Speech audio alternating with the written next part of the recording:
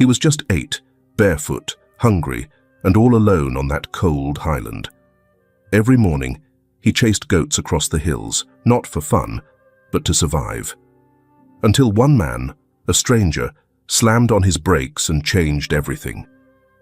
A pale dawn broke over the highland, casting long blue shadows across the dewy grass. 8-year-old Eli Thompson trudged barefoot through the chilly morning mist, a crooked wooden staff in his small hand. He was up before the sun as always, chasing the family's herd of goats out to graze on the sparse plateau grass.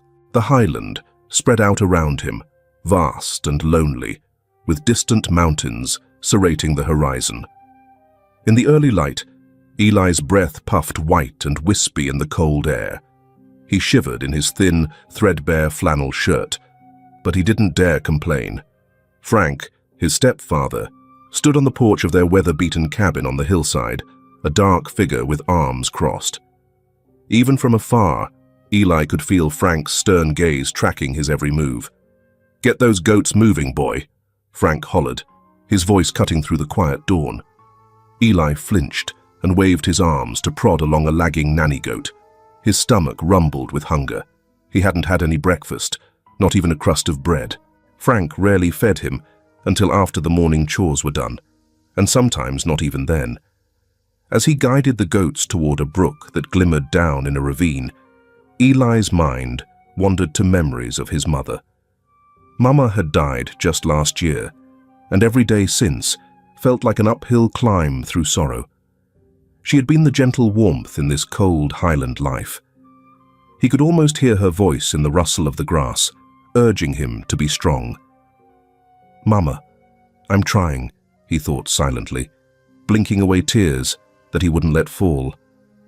He remembered how she used to sneak him biscuits and sing to him softly while tucking him into bed. Since her passing, those tender moments had been replaced by Frank's harsh commands and the lonely bleats of goats as his only lullaby. Eli's bare feet navigated the familiar path with care. Sharp pebbles and thistles pricked his soles, but he was used to that kind of pain. At 8 years old, he had learned not to cry out. The last time he'd cried in front of Frank, on the day of his mother's funeral no less, Frank had scolded him for acting like a baby and made him sleep outside with the goats as punishment. The memory made Eli's cheeks burn with shame and lingering hurt. A goat with a mottled grey coat trotted up to Eli and nuzzled at his hand. It was Daisy, the smallest doe, who often lingered near Eli as if sensing his sadness. Eli managed a faint smile and gently patted her head. "Hey there, girl," he whispered under his breath, his voice hoarse from a night of tears he couldn't shed in daylight. The goat gazed at him with gentle amber eyes. For a moment, he felt a tiny spark of warmth in his chest. Daisy's silent companionship made him feel just a little less alone. The sun was rising higher now, burning off the mist and revealing a clear blue autumn sky. The town below the highland was still cloaked in morning shadow, a handful of rooftops and a church spire poking above a line of trees. It looked peaceful from a distance, but Eli knew that within an hour or two the townsfolk would be bustling about, and Frank might head into town for supplies or to the tavern. Frank often left him alone on the ridge with the goats all day, expecting Eli to keep watch and prevent any from wandering off or falling prey to coyotes. Eli watched the goats as they scattered to nibble on patches of grass and weeds. His stomach clenched again. He recalled the taste of the cornbread Martha from town had once given him out of pity. It was the best thing he'd eaten in ages.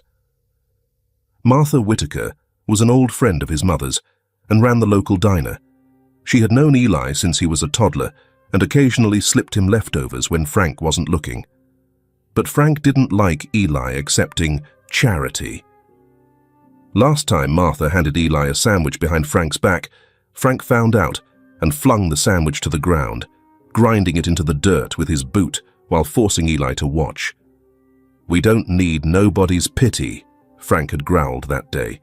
Eli had nodded obediently, stomach growling, and later ate what he could salvage of the squashed sandwich after Frank left the room. Thinking of Martha made Eli sigh. He wondered if she knew what his life was like now that Mama was gone. Probably not the full truth. Nobody did.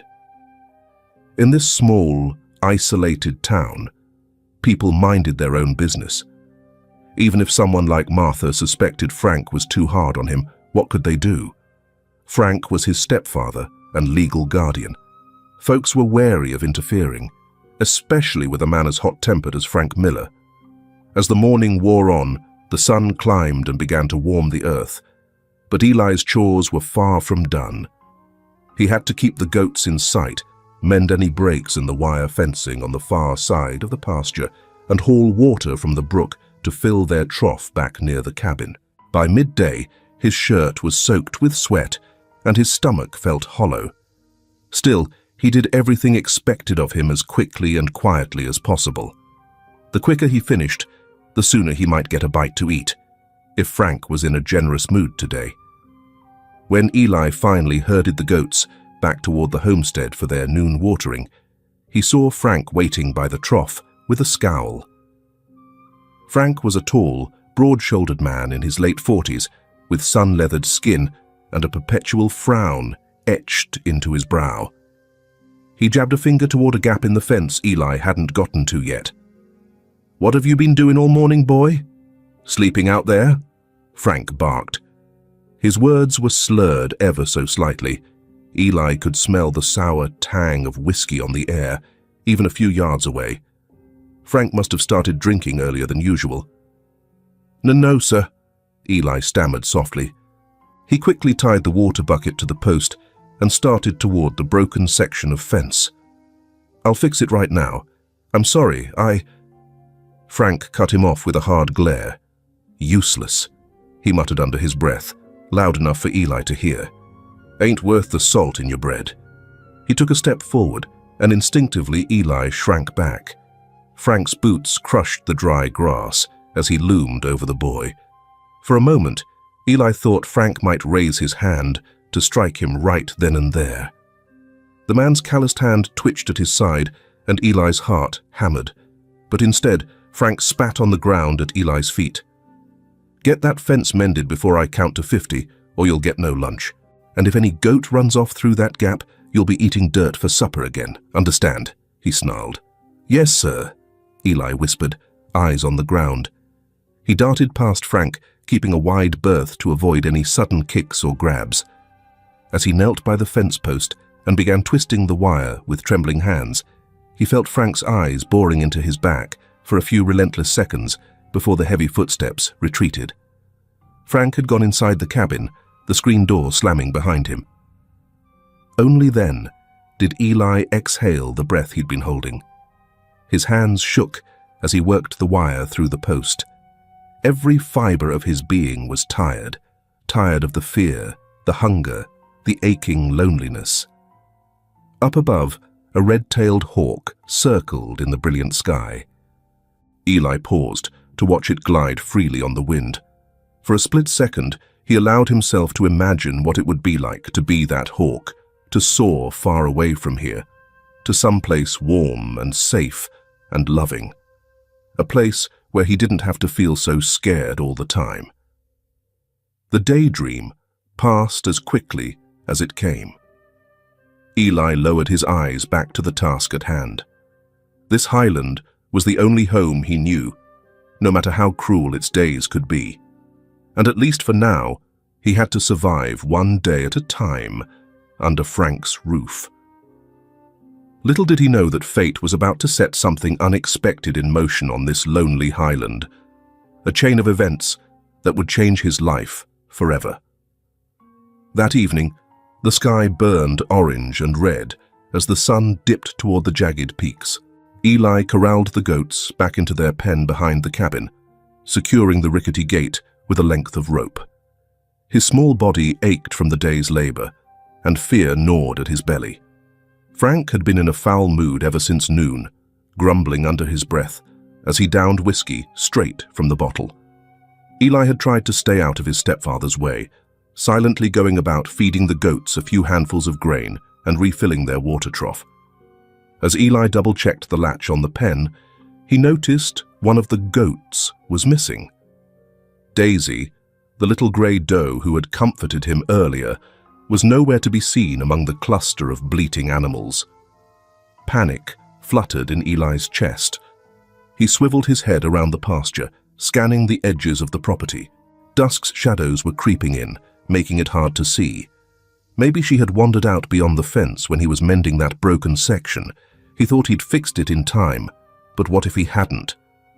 Heart thudding, Eli hurried to the gap in the fence. The repair he'd done was still holding, but a few tufts of grey goat fur caught on a lower strand of wire told the story. Daisy must have squeezed through earlier before he fixed it.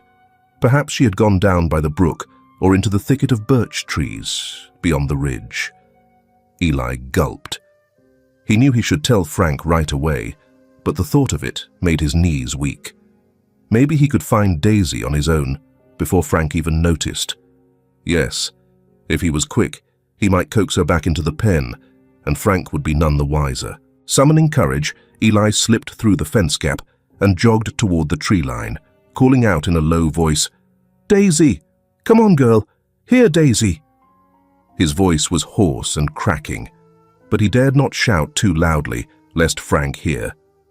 The highland was quiet except for the chorus of crickets starting up and the distant caw of a crow. Eli pushed through some brambles, his arms and legs getting scratched by thorns as he searched. His mind raced with prayers. Please, please, let me find her. After several minutes of frantic searching, he finally spotted a flash of movement near a rocky outcrop. Daisy was there, nibbling calmly on a patch of wildflowers, oblivious to the trouble she'd caused. Relief surged in Eli. "There you are," he whispered, smiling despite his fear. Gently, he approached the goat, reaching out to grab her by the collar. Daisy skittered a few steps away at first, but Eli produced a soft clicking sound with his tongue, something his mother used to do to call the goats, and the doe responded, trotting back toward him.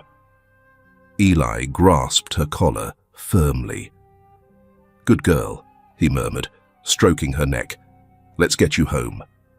He led Daisy back toward the pen as fast as her forelegs would go, jogging and stumbling over the uneven ground. The sky had turned a deep purple, the first stars peeking out. As Eli and the goat neared the fenced area, Eli's stomach clenched at the sight of Frank's silhouette by the gate. Frank had noticed the missing goat and Eli's absence and was waiting, fists balled at his sides. Eli's mouth went dry. He gently urged Daisy through the gap in the fence and closed it behind her. Before he could utter a word of explanation, Frank's hand shot out and grabbed Eli by the shoulder. "Where have you been?" Frank's voice was a furious roar in the twilight, his breath reeking of whiskey. I was just—" Eli began, his voice quavering with dread. Frank's grip on Eli's shoulder tightened painfully, cutting him off. "You think you can just run off whenever you feel like it? Thought you could hide, boy?" Frank snarled. In the fading light, his eyes looked wild, and the veins stood out on his neck. Eli winced, the pressure on his shoulder sending sharp pain through his arm. "Daisy got out," he managed to gasp. "I went to find her so she wouldn't be lost. A goat got out because you didn't fix the fence right the first time," Frank interrupted, spittle flying from his lips. "Did I not tell you to mend it properly? You useless little brat." Frank yanked Eli forward and propelled him toward the cabin wall. Eli stumbled, barely catching himself with his hands as he collided against the rough wooden siding. Before he could regain balance, an explosion of pain lit up his back. Frank had unbuckled his worn leather belt and struck Eli hard across the shoulders. Eli cried out, a strangled yelp that was quickly swallowed by the vastness of the surrounding hills. The goats in the pen bleated nervously at the commotion. Frank's face was a mask of rage and cruel satisfaction as he raised the belt again. "Please, I'm sorry," Eli pleaded, shrinking down and covering his head with his arms. The belt lashed down again, this time across the backs of Eli's thin arms. He bit his lip to keep from screaming, but tears sprang to his eyes. The pain was fiery and immediate, and he felt the skin welt under his threadbare shirt. Frank's voice was merciless. "All day I worked to put food on the table, and you can't do one simple thing right," he thundered. Another lash, this one catching Eli's side. Eli curled into a ball on the ground, dirt and dead grass pressing against his cheek. His ears rang with Frank's words and the rush of his own blood. Inside the house, a light had come on. Someone must have heard the shouting. Across the stretch of darkening field, a lone pickup truck driving on the distant road slowed as it approached the property, its headlights cutting beams across the twilight. But Frank was oblivious to everything except his anger. He lifted Eli by the collar of his shirt, forcing the boy to his feet. The fabric tore slightly in Frank's fist. "I feed you, I clothe you, and this is how you repay me?" Frank growled inches from Eli's face. Eli could smell the whiskey and tobacco on his breath and whimpered, tears rolling down his dirty cheeks. Frank raised his hand, still clutching the doubled-over belt. "Maybe a night without supper will teach you, or maybe I should just—" He didn't finish the sentence. At that exact moment, the rumble of an engine and the crunch of gravel came from just beyond the fence. Bright headlights flooded the yard. Nathan Grayson was driving along the winding country road as dusk settled over the highland. His black SUV navigated the bends carefully. He had taken a detour off the main highway to enjoy the scenic route through the mountains. Nathan was in his early 50s, a distinguished man with kind yet sharp eyes and a streak of silver in his brown hair. He had spent the day visiting a rural community center, his charitable foundation, funded in a nearby county. Now, as he headed back toward the city, he reflected on the stark beauty of the landscape and the pockets of hardship he knew were often hidden in places like this.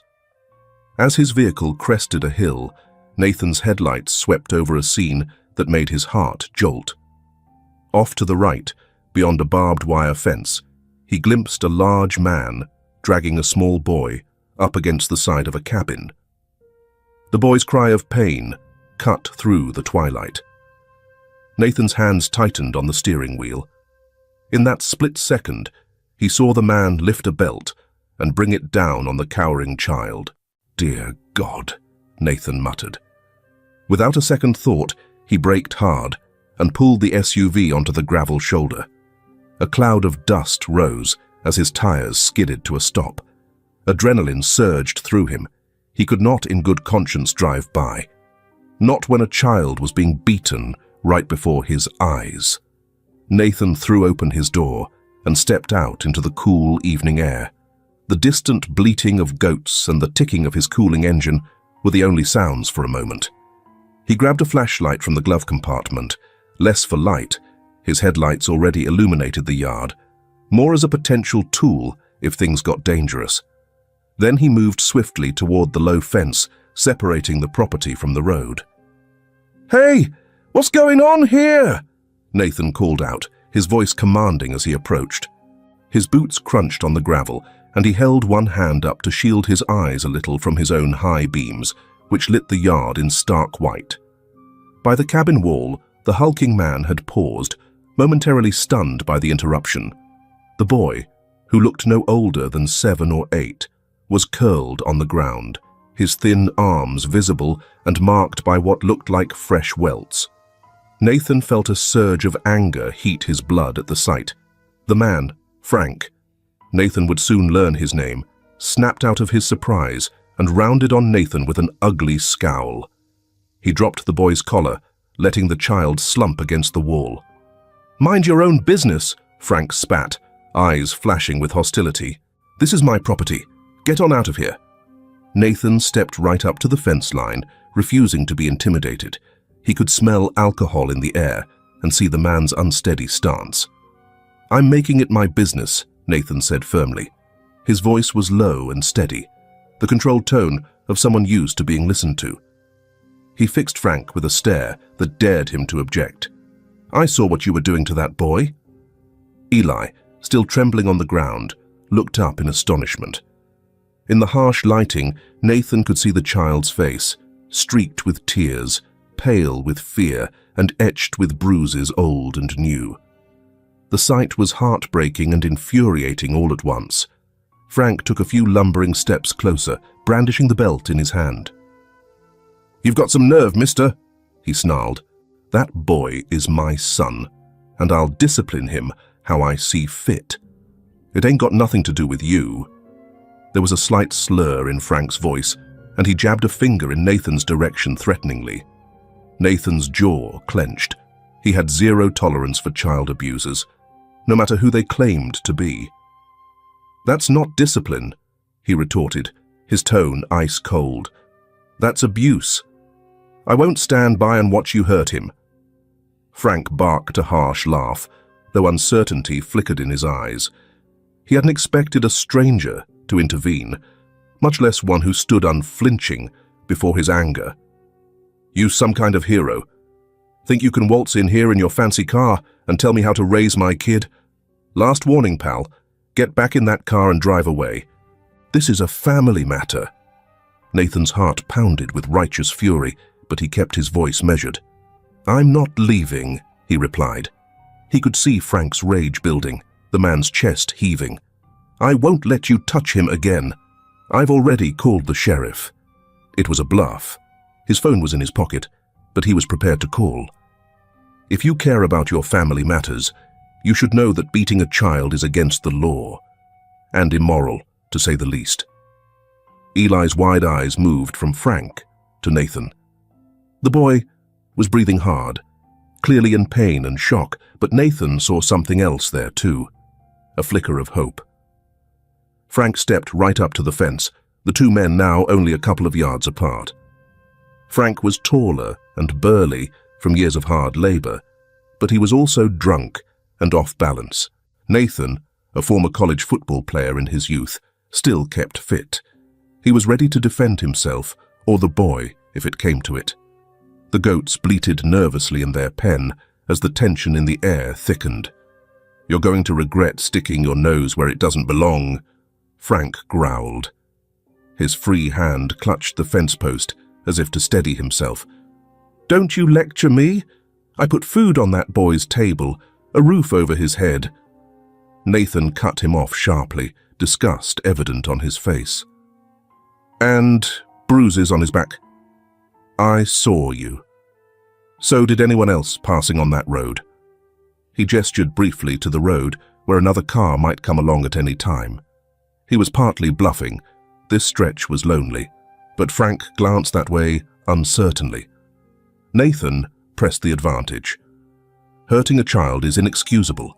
You lay a hand on him again, and I will make sure you answer for it." Frank's face contorted with fury at being challenged. For a moment, Nathan thought the man might swing the belt at him across the fence.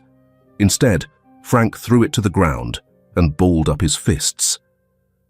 "You just signed up for a world of trouble, mister," he snarled. "You have no idea who you're dealing with." Nathan stood firm, his eyes never leaving Frank. "Neither do you," he said quietly, voice laced with resolve. He glanced past Frank to where the boy huddled. The child was watching, eyes huge in the darkness, as if this were some impossible dream that might evaporate. Nathan felt an overwhelming protective instinct. This had to end now. Frank started to climb over the fence, clearly intending to make good on his threat and physically force Nathan off his land. As his boot caught the top rail, he leaned forward aggressively. "I'll beat you to a pulp," he snarled. Nathan stepped back just enough to be out of immediate reach. His hand tightened around the heavy flashlight he'd grabbed, ready to use it in self-defense if needed. His voice rose, ringing out with a fierce authority that stopped Frank in his tracks. "If you touch him one more time," Nathan warned, each word measured and deadly calm, "you'll regret it for the rest of your life." The power of that promise hung in the air, echoing against the darkening sky. Frank froze, with one leg over the fence and the other on the ground, Eli's heart thumped wildly in his chest as he heard those words. Never in his life had someone stood up like this for him, and the weight of it made his breath catch. Nathan's unyielding glare bore into Frank. In that charged moment, the balance of power shifted. The boy wasn't alone anymore, and Frank Miller, faced with a man who clearly meant every word of that threat, found himself at an unexpected disadvantage. For a moment, after Nathan's chilling ultimatum, time seemed frozen. Frank stayed perched halfway over the fence, his face a contorted mask of rage and uncertainty. Eli watched with held breath, a dull ache radiating through his bruised arms and back. Then Frank's temper boiled over. With a guttural yell, he lunged the rest of the way over the fence and charged at Nathan. "You son of a—" he bellowed, swinging a heavy fist wildly at the stranger who dared defy him. Nathan was ready. He sidestepped Frank's telegraphed punch with surprising agility, given the age difference. Frank stumbled forward, thrown off balance by the momentum of his missed swing. Nathan hated violence, but he knew how to handle himself. Years of self-defense classes and a protective instinct kicked in. As Frank swiveled for another attack, Nathan raised the solid metal flashlight in his hand just in time. Frank's second swing collided with the flashlight's shaft instead of Nathan's face, resulting in a painful crack against Frank's knuckles. Frank howled in pain and fury, momentarily reeling. Seizing the chance, Nathan delivered a swift, calculated strike, not with the flashlight, but a firm jab of his free hand against Frank's broad chest. The blow wasn't enough to seriously harm the big man, but it did send him stumbling backward. Off balance and inebriated, Frank's boot caught on a jutting rock in the yard. He went down hard on his backside with a thud, the air leaving his lungs in a whoosh. "Ugh!" Frank gasped, momentarily stunned. The Highland night was filled with the sound of his labored breathing and the distant clamor of goats in their pen. Nathan immediately turned away from the fallen Frank and rushed to Eli. The boy was still huddled by the wall of the cabin, eyes huge in his pale face. Nathan knelt and gently placed a hand on Eli's shoulder. Eli flinched at first, but when he realized this touch was tender, not a strike, he gazed up at Nathan with a mixture of relief and disbelief. "Can you walk, son?" Nathan asked softly, concern evident in his tone. Up close, he could see Eli's injuries in grim detail. An angry red welt peeked out from the collar of the boy's shirt, and fresh bruises were forming on his forearms. Nathan's heart clenched at the sight. Eli nodded shakily. "Yes, sir," he whispered, his voice raw from crying. Behind them, Frank was cursing and struggling back to his feet. Nathan cast a glance over his shoulder. The man was on his knees now, shaking off the fall. They had only moments before Frank would come at them again. Nathan slid his arm around Eli's back and helped the boy stand. Eli winced, but didn't protest, desperate to get away from Frank. "Come with me," Nathan said firmly. He half-supported, half-carried Eli away from the cabin and toward the idling SUV on the roadside. The gravel crunched under Nathan's boots and Eli's bare feet. The boy was unsteady, but he clung to Nathan, limping quickly alongside him. By the time they reached the fence, Frank had staggered upright, eyes blazing. "Eli!" Frank shouted hoarsely, a note of panic and fury mingling in his voice. "You get back here, and you—" He jabbed a finger at Nathan, his other hand cradling his lightly fractured knuckles. "You can't just take him. That's kidnapping, you hear me? You're going to pay for this." Nathan ignored the tirade and focused on getting Eli over the low fence. He lifted the boy carefully under the arms and across the wire. Eli let out a whimper as his sore body was jostled, but Nathan was as gentle as possible. Once on the other side, Eli leaned against the SUV, tears streaming silently down his face. Whether from pain, fear, or relief, it was impossible to tell. Nathan quickly vaulted over the fence himself. Frank was lurching toward them across the yard now, spurred on by desperation. "He's my boy!" he hollered into the night. "You have no right." Even in the dimness, Nathan could see the madness in Frank's expression. Part anger, part fear of losing his control over Eli. Nathan yanked open the passenger door. "Get in, Eli," he urged. The boy obeyed as fast as his battered body allowed, scrambling into the seat. Nathan reached over him and pulled the seatbelt across, hands swift but careful. Eli's small fingers clutched at Nathan's sleeve for a second, a wordless plea not to leave him. Nathan squeezed the boy's hand reassuringly.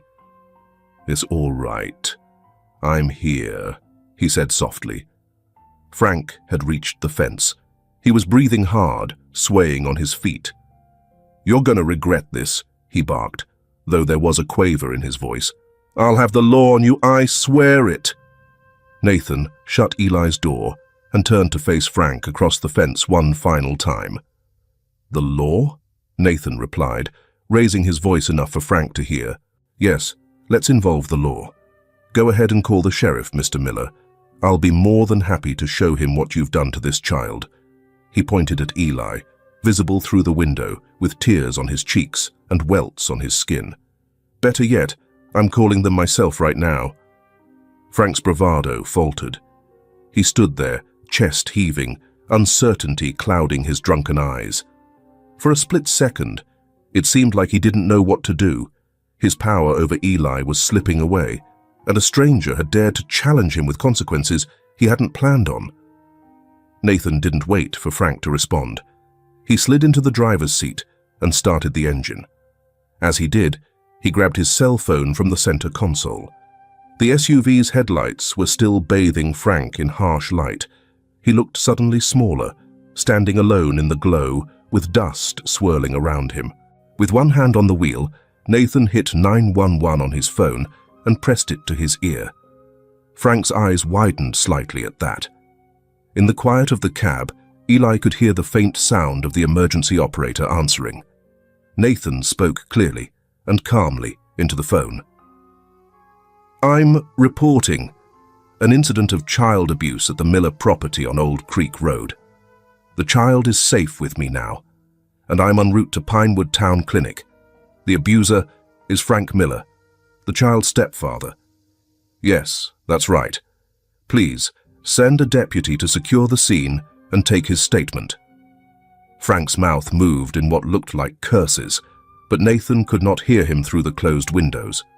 Without further hesitation, Nathan put the SUV in gear. The tires kicked up gravel as they pulled onto the road, leaving Frank Miller behind in a cloud of dust and headlights. Eli sat curled in the passenger seat, trembling from adrenaline and pain. Nathan ended the call to 911 after giving all the necessary information and gently set the phone down. The road ahead was dark, except for the reach of the headlights. For a few minutes, the only sound was the hum of the engine as they drove away from the nightmare Eli had lived. Nathan glanced over at the child by his side. In the glow of the dashboard, Eli's face was pale, and he clutched the seatbelt strap across his chest with both hands. He was trying to stifle his sobs, his small frame shuddering with the effort. Nathan's heart ached. He kept one hand on the wheel and with the other reached over to lightly touch Eli's arm. "You're safe now," he said softly. "I promise. You're safe." At those words, Eli finally let out a broken sob. The enormity of what had just happened, the terror, the rescue, crashed over him. Is he going to come after me?" he managed to choke out, eyes wide with lingering fear. "No," Nathan assured him gently. "He won't hurt you again. The police will handle him. I won't let anyone touch you, all right?" Eli stared at Nathan, as if trying to comprehend this unfamiliar kindness. Seeing no hint of anger or deceit in Nathan's face, the boy gave a small, quivering nod. "The thank you," he whispered, voice barely audible. Nathan swallowed against the lump in his throat. "What's your name, son?" "Eli," the boy replied. His voice gained a touch more strength as he added, "Eli Thompson." It had been so long since anyone asked his name with genuine care. "Hello, Eli. I'm Nathan Grayson," the man said, offering a gentle smile despite the circumstances. "I'm going to take you somewhere safe now. There's a doctor in town who can look at those injuries, and some friends who want to help." Eli nodded again. Exhaustion was beginning to overtake the adrenaline in his system. The seat, though foreign, felt soft and safe. As the SUV wound down the mountain road toward town, Eli allowed his eyes to close for just a moment. Nathan kept glancing over to make sure the boy was all right. In the back of his mind, Nathan was already forming a plan. Get Eli medical attention, involve the local authorities and child protective services, and ensure this child never had to return to that hateful situation. Under the faint lights of Pinewood's outskirts, Nathan whispered more to himself than to the boy. "You're going to be okay, Eli. I've got you now." In the passenger seat, Eli heard those words and felt, for the first time in a long while, a glimmer of hope that maybe, just maybe, everything would truly be okay. By the time Nathan's SUV pulled up to Pinewood Clinic, a small, single-story building near the town square, the night had settled fully. Warm light spilled from the clinic's front windows. Nathan had called ahead, and as he gently carried Eli through the entrance, two figures hurried to greet them. Dr. Susan Hayward, the town physician, stepped forward first. A woman in her early 60s, with steel-grey hair and compassionate eyes, Dr. Susan was already in her scrubs, having opened the clinic after hours for Eli. Right behind her was Sheriff Alan Blake, identifiable by his brown uniform and the concerned frown on his weathered face. "Oh, Eli," Dr. Susan murmured, taking in the boy's battered condition as Nathan eased him onto a gurney. Eli's face was pale under the fluorescent lights, and he gripped Nathan's hand, unwilling to let go. Dr. Susan brushed a gentle hand over Eli's forehead. "It's all right, sweetheart. You're safe here." Sheriff Blake nodded gratefully to Nathan. "I'm glad you got him out," he said in a low voice. Nathan noticed the sheriff's hands trembling slightly as he placed them on his hips. Alan Blake had been born and raised in Pinewood and had known Eli's mother, Mary, for years. The sheriff's voice turned thick. I should have checked on him more. None of us realized how bad it got." Nathan squeezed the sheriff's shoulder in understanding. "He's safe now. That's what matters." As Dr. Susan wheeled Eli toward an examination room, another woman rushed in through the clinic doors. It was Martha Whitaker, still wearing her apron from the diner and looking out of breath. She must have heard the news from the flurry of police activity. Word traveled fast in a small town. Martha's eyes widened as she saw the small figure on the gurney. "Eli, oh dear Lord," she exclaimed, pressing a hand to her mouth. Eli managed a faint smile upon recognizing her. Miss Martha," he croaked. Martha hurried to his side, on the opposite flank of Nathan. "I came as soon as I heard," she told him, tears shining in her eyes. She took Eli's free hand in both of hers. "You're going to be okay, honey. We're all here now." Her voice was gentle, but Nathan could hear the quake of anger beneath it. Anger at Frank. "I always told your mum I'd look after you, and I'm so sorry I didn't see what was happening sooner." Martha's tears slipped free, and she dabbed them with the corner of her apron. Eli's eyes filled too, but not from pain this time. "It's okay," he whispered, not wanting her to feel bad. He was overwhelmed. People who cared were surrounding him, something he hadn't felt in so long. Dr. Susan cleared her throat softly. "Martha, let's give Eli a moment to breathe while I check him over. Nathan, you can stay with him. Sheriff, I'll need to document his injuries for the report." Nathan stayed at Eli's side, holding the boy's hand as Dr. Susan conducted a careful examination in the clinic room. She spoke softly as she worked, telling Eli each step before she did it.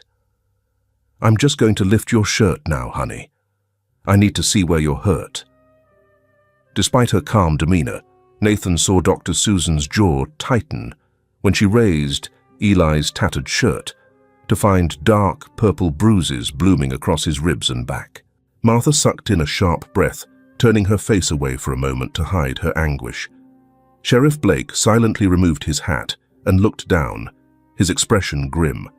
Eli hissed in pain, but kept still as Dr. Susan gently palpated his ribs. "You're being so brave," she soothed. She checked the welt on his shoulder and the bruises on his arms. "Nothing feels broken, which is good," she announced. "Just bruises and a few cuts. We'll get you cleaned up and bandaged, all right?" Eli nodded, his little fingers still wrapped around Nathan's. The boy's eyes rarely left Nathan, as if making sure his rescuer was still there. Each time Nathan met that gaze, he offered an encouraging smile. While Dr. Susan began cleaning the cuts on Eli's arms, Sheriff Blake stepped outside to speak on his radio. Martha helped by handing Dr. Susan supplies, antiseptic wipes, gauze, medical tape, her hands shaking with emotion as she did. Within half an hour, Eli was cleaned and bandaged. Dr. Susan had given him a mild painkiller for the aches. Color was returning to his cheeks, and exhaustion weighed heavy on him. Nathan could see the boy fighting to keep his eyes open, perhaps afraid that if he slept, this newfound safety might vanish. A knock at the exam room door signaled another arrival. A slender woman with auburn hair and a kind face peered in. "May I come in?" she asked softly. Nathan recognized her from a brief introduction outside. This was Claire Thompson, no relation to Eli despite the last name, a social worker from Child Protective Services who had been called in by the sheriff. Dr. Susan nodded, finishing the last of the bandaging.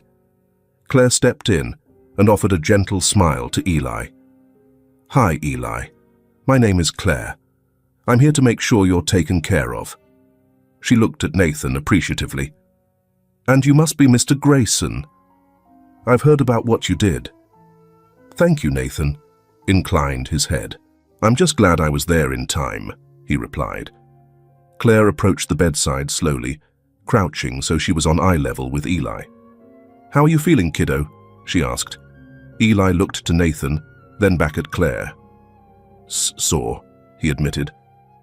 Claire's eyes were full of sympathy. "I bet. You've had a rough day." She glanced at Dr. Susan, who gave her a brief nod indicating Eli's condition. "The sheriff has Mr. Frank Miller in custody now," Claire told Eli gently. "He won't be able to come near you." Eli let out a breath of relief he didn't know he was holding. Nathan felt Eli's grip on his hand relax just a little at that news. Claire continued softly, "We're going to make sure you have a safe place to stay. Normally, we'd arrange a foster home or send you to the children's center in the city, but—" She hesitated, seeing the alarm flare in Eli's eyes at the idea of being taken somewhere else that night. Nathan spoke up, firm yet polite. "Claire, if it helps, I can stay with him. I don't want him to feel alone or afraid." Martha quickly added, "I have a spare room at my house. I could watch over him tonight as well if needed. He knows me." Claire looked between them, clearly weighing options. Procedures and paperwork swirled through her mind, but she also saw Eli's terrified face at the thought of being separated from the people he trusted right now. "Given the circumstances," she said at last, "we can arrange something temporary. Perhaps an officer or I can stay too, just to satisfy protocol." Sheriff Blake had re-entered quietly and spoke up, voice gentle. "My wife and I live just down the road. We've been foster parents before. Eli can stay with us tonight, and Nathan and Martha, you're welcome to come too, if that'll make him more comfortable. We've got plenty of room." Eli looked up at Nathan anxiously. He didn't know the sheriff's family well, but he desperately wanted Nathan to stay by his side. Nathan exchanged a glance with Claire, then with Martha. "If that's okay with everyone, I'd like to stay with Eli," Nathan said. Claire nodded, smiling. "I think that's a fine idea for tonight. We'll sort out formal arrangements in the morning." Relief washed over Eli's face. He mustered a tired, small smile. Thank you," he said softly to all of them. Martha gently caressed his hair. "We're all here for you, Eli. You just rest now, sugar." Dr. Susan finished writing some notes and stepped back. "Eli, you did very well. You're all patched up. How about we let you get some sleep?" It didn't take much convincing. Exhaustion and the pain medication were dragging Eli's eyelids down. Nathan scooped the boy up into his arms to carry him to Sheriff Blake's nearby house as everyone began to move. Eli instinctively snuggled against Nathan's chest, safe in the circle of his protector's embrace. As they all headed out into the cool night, Martha holding the door, Claire carrying Eli's little bag of prescribed medicines, Sheriff Blake leading the way, Eli's eyes closed, finally letting himself drift into sleep. He knew he was surrounded by people who truly cared, and for the first time in a very long time, he felt utterly safe. Sunlight filtered softly through the clinic window the next morning when Eli awoke. For a split second, he didn't remember where he was. Then he saw Nathan dozing in a chair beside him and felt the dull ache of his bruises. Reality set in, and with it a sense of safety. This wasn't home. But he was not with Frank anymore. Martha arrived early, bringing warm oatmeal sweetened with honey for Eli. He ate hungrily, the comforting taste filling the hollow in his stomach. Dr. Susan gave him a mild pain reliever and a gentle checkup, pleased that he had slept through the night. Later that morning, Claire explained the next steps. Eli would stay temporarily at the county children's shelter, a safe place where caregivers could look after him until a more permanent plan was in place. Hearing this, Eli's eyes flickered with worry. Will Nathan be there?" he asked softly. Nathan crouched beside him. "I'll visit you every day," he promised, "and I'll make sure you have everything you need. You won't be alone." That reassured Eli enough to nod, though he clung to Nathan's hand until it was time to leave. Claire drove them to the shelter 2 towns over, a big, homey house where several children lived under the care of trained staff. The transition was daunting for Eli. He stood in the doorway of the bright playroom, shoulders drawn up anxiously. A caretaker showed him a cozy bunk bed he'd use and introduced a couple of other children. Eli offered them a timid wave, but hovered close to Nathan's side. Nathan spent a long time helping Eli settle in that first day. He unpacked the small bag of clothes and items Martha and Claire had put together for Eli. He placed a new stuffed teddy bear, a gift from the sheriff's wife, on the bed. "This is a nice place," Nathan said, sitting next to the boy. "It's safe. And remember, it's not forever." Eli nodded silently, twisting the hem of his shirt. When it came time for Nathan to go home that evening, Eli's eyes brimmed with tears. Nathan knelt and pulled him into a hug. "I'll be back tomorrow. You can count on it." Eli pressed his face into Nathan's shoulder for a moment, then released him with a brave attempt at a smile. True to his word, Nathan visited the shelter every single day. Each afternoon, his black SUV would pull into the drive, and Eli would race to the window with anticipation. They spent hours together in the common room or the backyard, kicking around a soccer ball, drawing pictures, or doing Eli's schoolwork. Claire had arranged tutoring until he could enroll in school. Day by day, Eli grew more at ease. He even started to play with the other children a little, though he was happiest when Nathan was there. At night, if Eli woke from a nightmare about Frank, The staff allowed him to call Nathan on the phone, and Nathan always answered, no matter how late it was. He would speak in a calm, steady voice over the line until Eli's shaking voice grew drowsy and the bad dreams faded away. "You're safe now," Nathan gently reminded him each time. "He can't hurt you ever again." Those words became like a soothing spell, helping Eli sleep through the rest of the night. In the nurturing environment of the shelter, and with Nathan's unwavering support, Eli's wounds began to heal. The bruises on his skin yellowed and disappeared. His timid silence gave way to occasional laughter when Nathan told a corny joke or made a funny face. The staff noted how the little boy's eyes, once clouded with fear, started to shine a bit brighter each day. About a month later, during one of Nathan's afternoon visits, Claire arrived with an update. Pulling Nathan aside, but within Eli's view, she said, "Good news. The judge approved your foster care application." They had fast-tracked Nathan's background check and home inspection, given his clear record and stable life. Now the path was officially open for Eli to live with Nathan as his foster son, a first step toward adoption. That evening, Nathan found a quiet moment to sit with Eli under a tree in the shelter's yard. "How would you feel about coming to live at my house?" Nathan asked gently. "Not just visits, but for good. At least until we sort out a more permanent family for you." He wanted to phrase it carefully, not to assume too much, despite his growing desire to be that permanent family. Eli's breath caught in his throat. You mean it?" he whispered. "I could stay with you? Like family?" Nathan's eyes stung with sudden emotion. He reached over and took Eli's hand. "Yes, if you want to. I'd be your foster dad for now. We can live together, and I'll take care of you every day." Eli didn't respond in words. He threw his small arms around Nathan's middle, holding him tightly. Nathan felt the boy nodding vigorously against his chest. "All right then," Nathan murmured, his voice warm and gentle. He pulled back slightly to look at Eli's face. "We'll start tomorrow. We'll pack your things and you'll come home with me." Eli wiped a happy tear from his cheek. He could hardly believe what he was hearing. In the fading golden light of that afternoon, he clung to Nathan's hand, afraid to blink in case this promise might vanish. But it was real.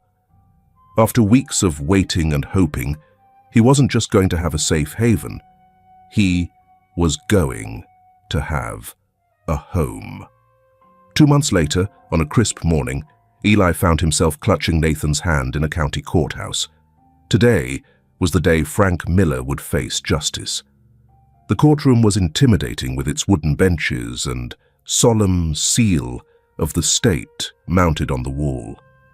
But Nathan was right beside Eli, and on the row behind them sat familiar faces: Martha, Claire, Sheriff Blake, and Dr. Susan, all there to support Eli and testify as needed. Frank was led into the courtroom in handcuffs. Eli's stomach did a little flip at the sight of his stepfather in an orange prison jumpsuit, but the boy steadied when Nathan's hand gave his a gentle squeeze. Frank cast a scornful glance toward Eli and Nathan, but he looked different now, smaller somehow, and deflated. Eli realized he wasn't afraid of Frank anymore. The hearing was thorough, but moved swiftly. Frank had been charged with multiple counts of child abuse and neglect. He had initially pleaded not guilty, trying to claim that he'd only been disciplining a misbehaving child. But the evidence to the contrary was overwhelming. Nathan testified calmly about what he witnessed on the Highland that evening, describing Frank's beating and the exact words of his own intervention. Dr. Susan presented medical reports detailing Eli's injuries, new and old scars alike, painting a heartbreaking picture of prolonged abuse. Claire spoke about her attempts to check on Eli's welfare and how Frank had stonewalled her, and Martha tearfully recounted small signs of Eli's suffering that she regretted overlooking for so long. Eli listened to the testimonies with a lump in his throat. It was hard hearing all of it laid out, but he kept reminding himself, it's not happening anymore. Nathan's arm stayed around Eli's shoulders the whole time, a steady comfort. When it came time for sentencing, Frank had no real defense. His court-appointed attorney muttered something about alcohol problems and stress, but nothing excused the cruelty inflicted on an 8-year-old boy. Before the judge passed sentence, she offered Frank a chance to speak. Frank stood, shackled at the wrists, and turned to face the courtroom. For a fleeting moment, Eli wondered if he'd apologize. Maybe not to him directly, but just say he was sorry for what he'd done. Frank opened his mouth, his jaw working. But no apology came. Instead, he spat out bitterly, "All this fuss over a kid that ain't even mine by blood. I did what I had to. You folks don't know what it's like, raising a kid on your own with no help." "Enough," the judge interjected sharply, her gavel cracking once. Frank fell sullenly silent under her steely stare. Judge Ramirez was a stern, middle-aged woman with clear eyes that looked over the courtroom and settled on Eli for a moment. Her gaze softened as she addressed the room. "Mr. Miller, whatever hardships you faced, there is no excuse for the abuse you inflicted. A child is not a punching bag." She then delivered the sentence: 15 years in state prison, the maximum penalty given the charges and prior incidents that had come to light during the investigation. She also signed an order terminating Frank's parental rights over Eli permanently. A collective breath seemed to exhale from those present. Eli didn't fully understand the length of the sentence, but he knew it was a long time. Long enough that Frank wouldn't be able to come near him until well into his adulthood, if ever. Frank's shoulders slumped as the judge finished. He was led out of the courtroom, hands bound, a defeated scowl on his face. He did not look back. As soon as the judge adjourned the hearing, Martha let out a quiet cheer and dabbed at her eyes. Sheriff Blake gently patted Eli's back. "It's over now, son," the sheriff said kindly. "He got what he deserved."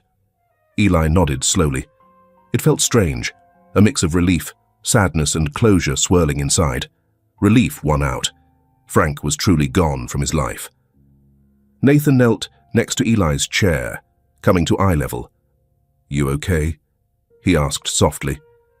Eli took a moment to listen to his own heart.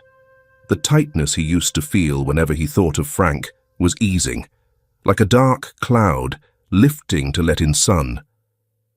"Yeah," he whispered. "I think I'm okay."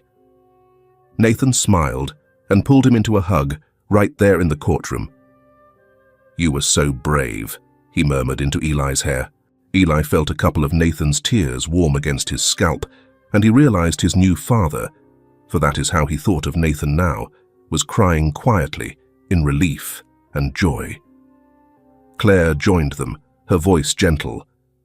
"Eli, with Frank's rights terminated, the path is clear now for adoption. If that's what you and Nathan want." She knew it was, but she asked out of respect. Nathan and Eli exchanged a glance. Nathan raised his eyebrows as if to say, "It's up to you." Eli didn't need any more prompting. "I want Nathan to be my family," he said clearly, his small voice echoing in the now emptying courtroom. Martha gave a little sob of happiness behind them. Nathan's eyes shone. He scooped Eli up into his arms, lifting him off the ground in a joyful embrace. "And I want you to be mine, Eli," he said, his voice thick with emotion. "We'll make it official as soon as possible." Judge Ramirez, who was collecting her papers a few feet away, overheard those words. She paused and offered the pair a rare smile. "I'll look forward to signing those adoption papers," she said warmly. "Congratulations, Mr. Grayson, and to you too, Eli. You've both been through a lot to get here." Eli blushed and hid his face against Nathan's shoulder, overwhelmed with happiness. He had entered this courthouse terrified, but he was leaving it with justice served and a new future to look forward to. Surrounded by the good people who had stood by him, he felt lighter than air. As they all walked out of the courtroom together into the bright mid-morning sun, Eli reached up and took Nathan's hand in his own. The past was finally behind them, and a new life, a better life, was just beginning. A week after the trial, Nathan carried a sleepy Eli over the threshold of his house, a warm two-story home in a leafy suburb outside the city. It was late evening, and Eli had dozed off in the car. Now he blinked awake as Nathan gently set him on his feet in the foyer. "Welcome home, Eli," Nathan said softly. Eli looked around in amazement. The house was cozy and inviting. The living room off the foyer had a plush sofa and a soft throw blanket draped over the back, and the scent of vanilla lingered in the air. Nathan led him through the rooms, pointing out things casually. "Here's the kitchen, and over there's the dining room." But Eli was barely hearing the words. He was marveling that this beautiful place was going to be his home. Upstairs, Nathan pushed open a door to what would be Eli's bedroom. The walls were painted a gentle sky blue, and a window overlooked a backyard oak tree. On the bed was a navy comforter patterned with stars, and propped against the pillows was a brand-new stuffed dog with floppy ears. On a small desk in the corner lay a stack of drawing paper and crayons, waiting for him. Eli stepped inside, eyes wide. This is for me," he breathed. "All yours," Nathan affirmed, smiling. "I had some help getting it ready. We wanted you to feel at home." Eli picked up the stuffed dog reverently. It was soft and big enough to hug. Emotion thickened his voice. "Thank you. It's amazing." He paused. "Can I name him?" "Of course," Nathan chuckled. "He's yours, after all." Eli hugged the plush pup thoughtfully. "I think I'll call him Chester," he decided shyly. "Hello, Chester," Nathan said, giving the toy a pat. "I think you're going to love it here." Eli managed a grin, the first real smile Nathan had seen in a long time. "I think so too," he whispered. After unpacking a few clothes and prized belongings, Nathan helped Eli change into soft new pajamas decorated with little rockets. The boy yawned, weariness catching up to him after the long day.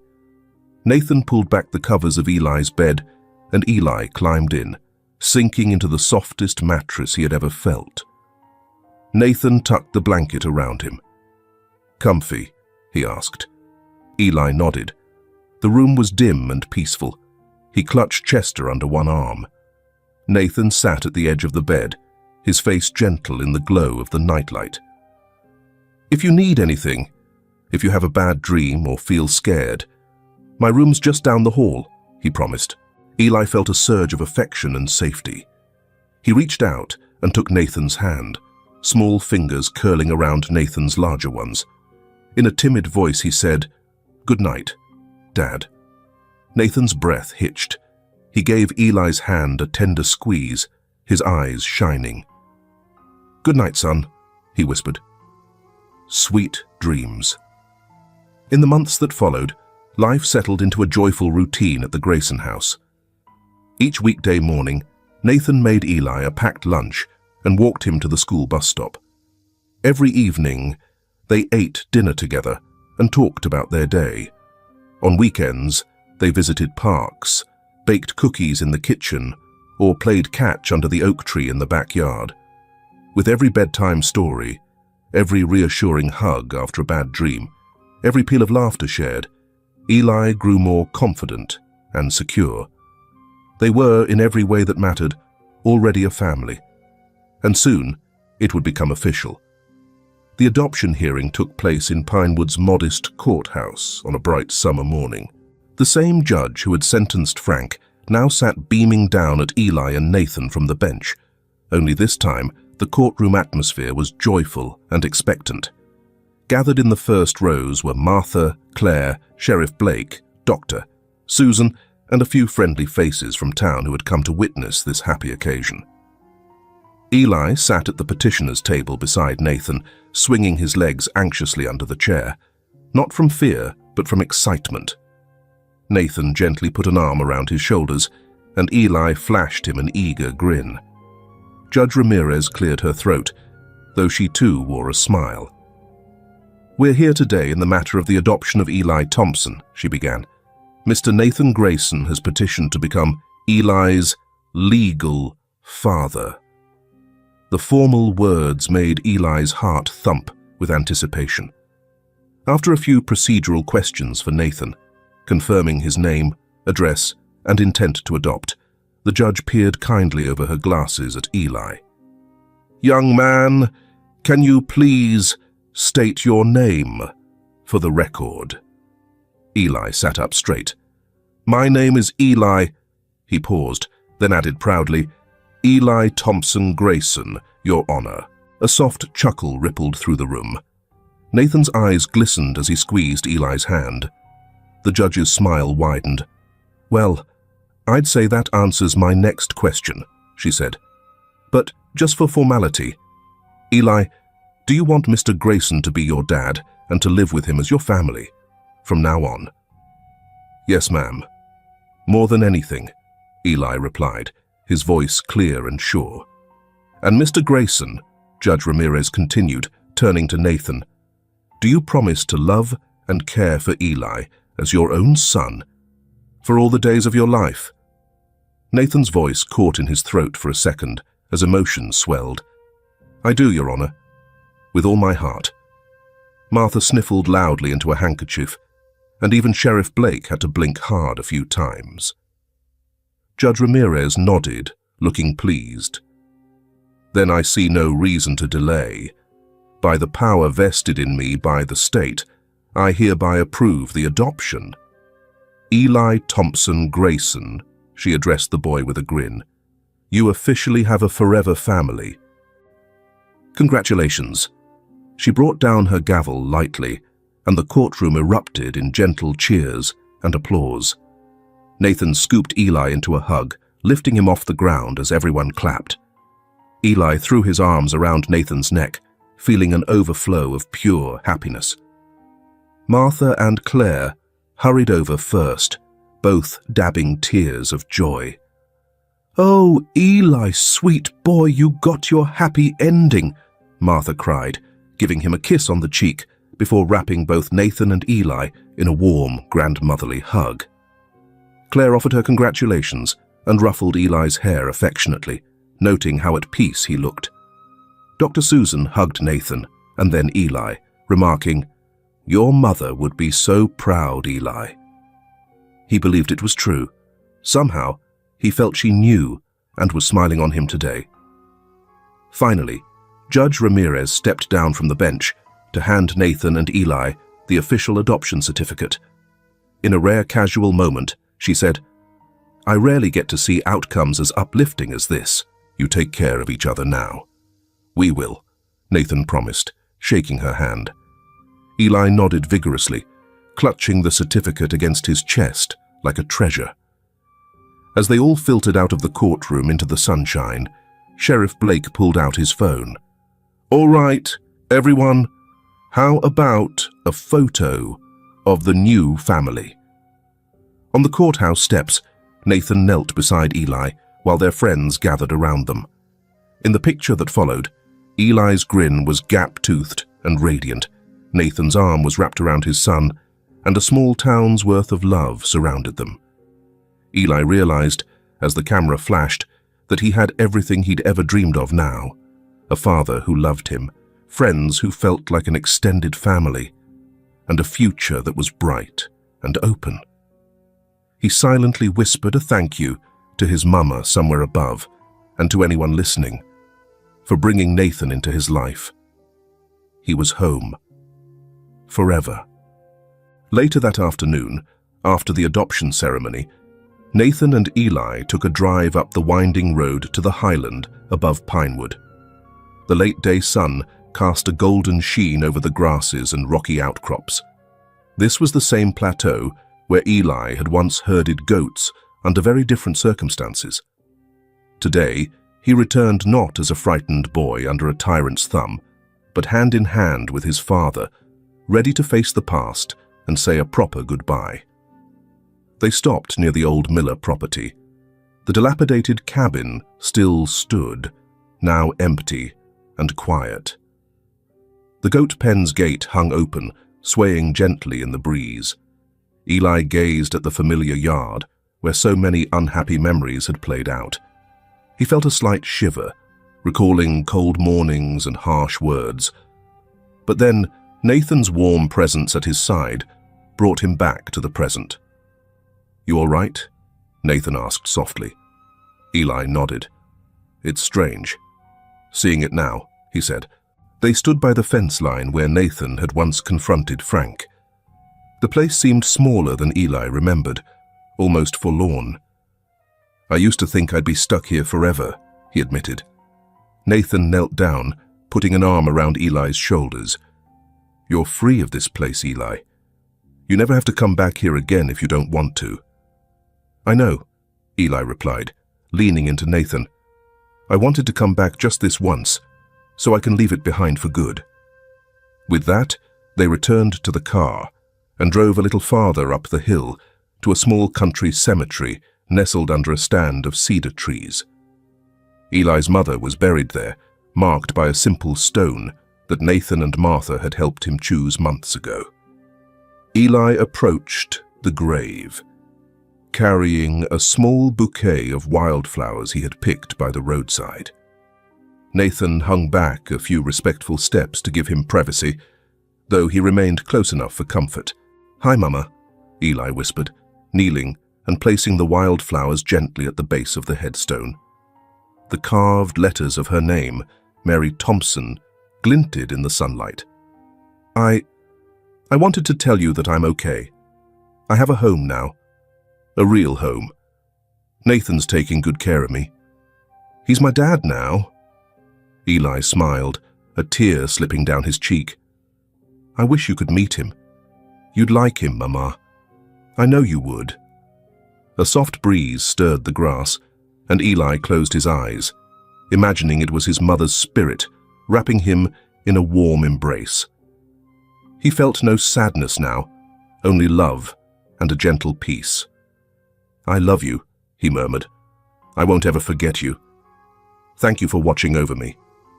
After a quiet moment, Eli stood, and Nathan came forward, wrapping an arm around him. They lingered by Mary's grave together, the father and son soaking in the tranquility of the highland in the late afternoon glow. High above, a familiar cry echoed, the keening call of a red-tailed hawk circling in the vivid blue sky. Eli shielded his eyes and watched the bird soar freely on the wind currents. He remembered how, not so long ago, he had envied that hawk, wishing he too could fly far away to escape his life. But standing here now, Eli realized he no longer needed wings to be free. He had found freedom in the love and protection of those around him. "Ready to go, son?"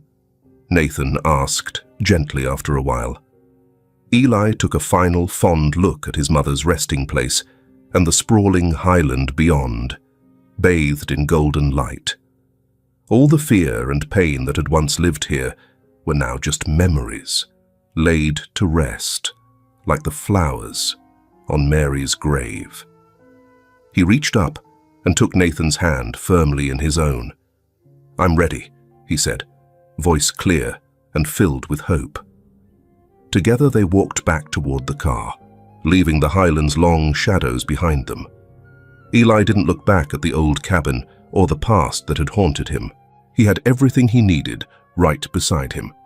As they descended the winding road toward home, the sun began to set over the highland, painting the sky in hues of orange and pink, closing one chapter of Eli's life and illuminating the open road of his future, bright and full of promise. Eli's story isn't just about a boy who escaped the shadows and found the light. It's a quiet reminder to all of us that sometimes It only takes one person brave enough to stop, to speak up, to care, to change a child's life forever. In real life, we may not be millionaires like Mr. Nathan Grayson, but often all it takes is a glance of concern, a simple question, or just being there at the right time. And that can become someone's miracle. Let's listen more. Let's look a little deeper, because behind every door, in every quiet house, there might be a child like Eli, silently hoping for someone to reach out. As for me, the one telling you this story, I believe this. Kindness doesn't have to be grand, just timely. And justice doesn't always begin in a courtroom. Sometimes it begins in the heart of someone who refuses to look away. To the dear women listening, especially those of you in your golden years, I wonder, are you sitting by your window right now, maybe with a warm cup of tea? Did today's story stir something inside you? A memory of being hurt, or perhaps of someone who once protected you when the world turned cold? I wish you a gentle evening. May your heart stay soft enough to keep believing in goodness, even when life has tried to wear you down. And if this story touched you, would you leave a little comment? Just so I know that in this big world, we've found a quiet moment of connection. Through empathy.